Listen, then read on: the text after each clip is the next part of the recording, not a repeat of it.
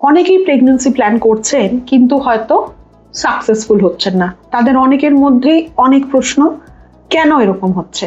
তো আসুন আমরা জেনে নিই কি সেই 7টা কমন রিজন যার জন্য এই অসুবিধা হতে পারে।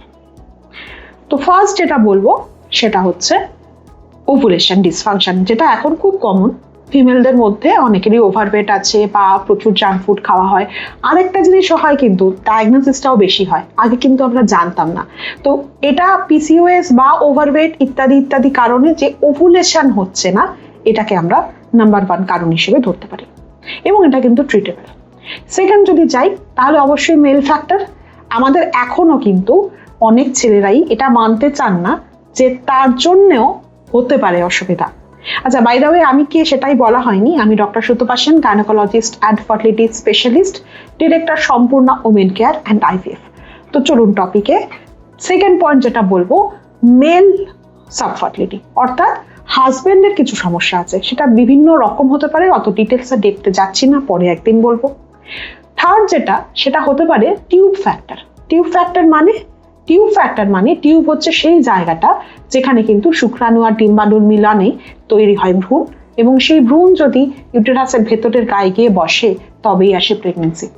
তো টিউব যদি ব্লক থাকে, দুটো দিকেরই টিউব যদি ব্লক থাকে, তাহলে কিন্তু শুক্রাণু আর ডিম্বাণু পরস্পর মিলিত হতে পারে না, এবং তার ফলে প্রেগনেন্সি আসে না।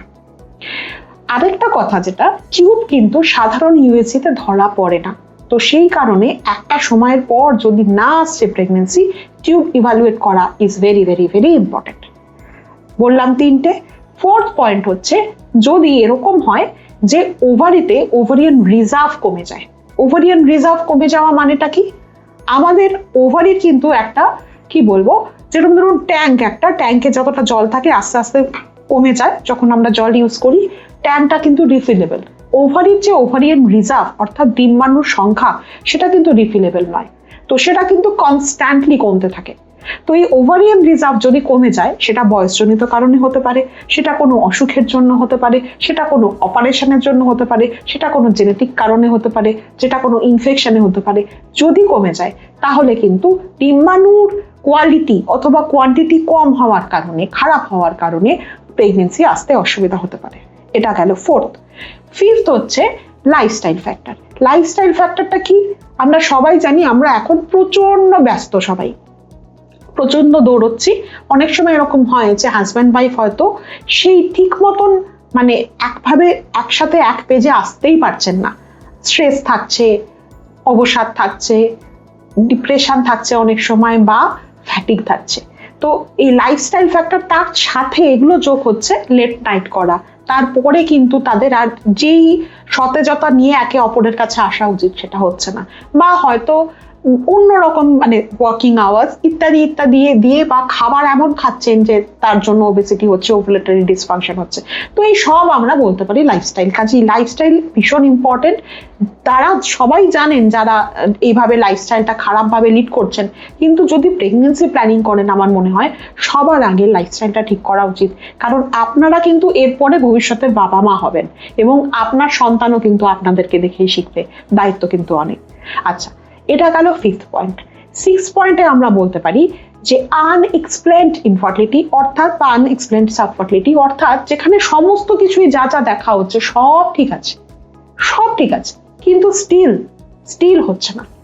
এটাতে ধরুন সব রকম টেস্টপত্র করা হয়েছে, কিন্তু তবু বোঝাই যাচ্ছে না কি কারণ। তার মানে কি কোনো কারণ নেই? না, এটা কিন্তু ঠিক নয়।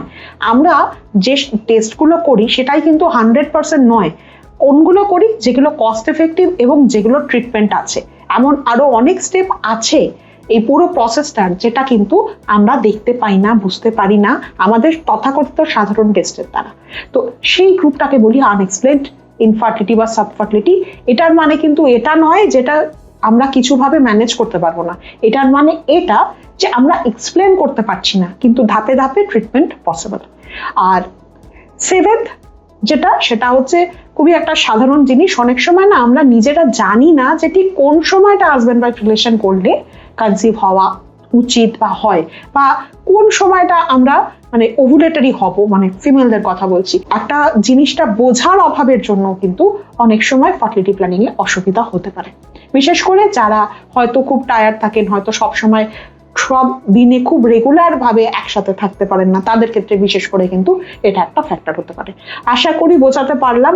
আমার চ্যানেলটা দেখবেন, ফলো করবেন, তাতে কিন্তু প্রত্যেকটা যে হেড বললাম সবকটারই আরো ডিটেলস ভিডিও পাবেন। আশা করি যাদের প্রয়োজন তারা নিশ্চয়ই দেখবেন। ভালো থাকবেন। নমস্কার।